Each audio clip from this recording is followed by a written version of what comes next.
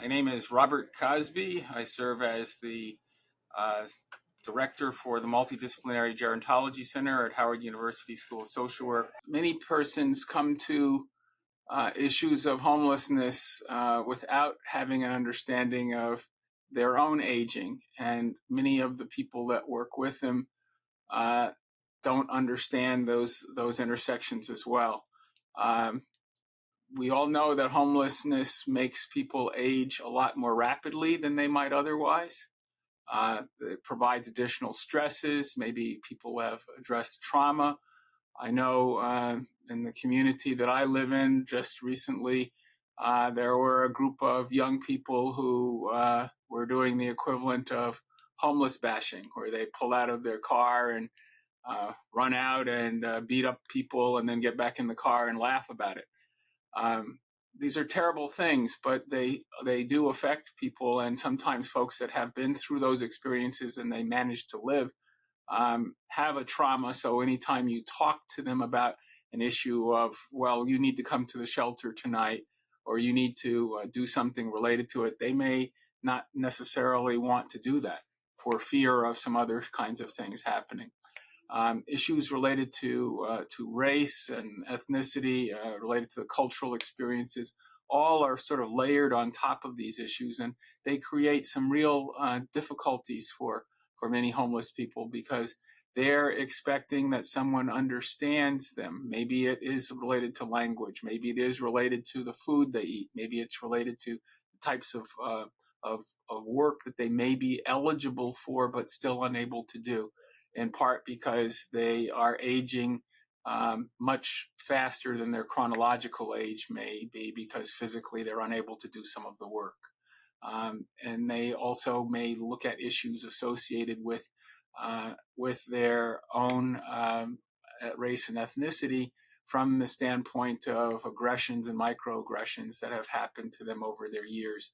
So when you layer homelessness on top of that, it can be a very difficult situation. Perhaps even more difficult for grandparents raising grandchildren and having to deal with issues of homelessness.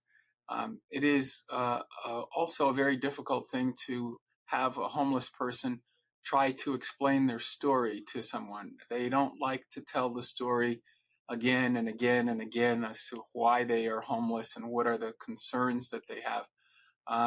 One, we wouldn't like to do that, I'm sure. I know I wouldn't.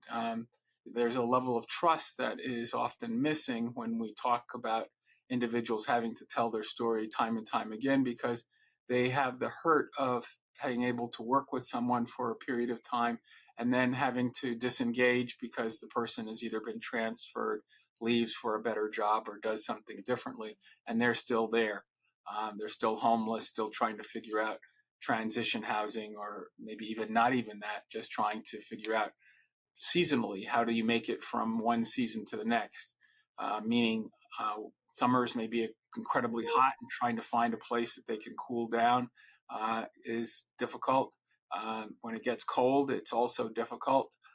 We're coming up to hurricane season, and sometimes that's a difficult time for people, because, you know, where they may be able to hang out under a bridge or with a tent or makeshift sheet, those things don't work real well in high winds. And so those become difficult things for people to look at. Then there's also the stigma attached to that. And when you talk about young children that are being raised by a grandparent that is dealing with those issues, that also can be quite difficult, because they don't want to, no one wants to say, hey, I don't have a residence, or the residence that I have, oh, I know where that is, that's the shelter. Other people may tell them. And so, you know, they live a dual life of trying to fit in with school, bringing that information home to their grandparents to have to deal with, and then also trying to figure out how do they make it from day to day given those things, because it's a secret that no one wants to share.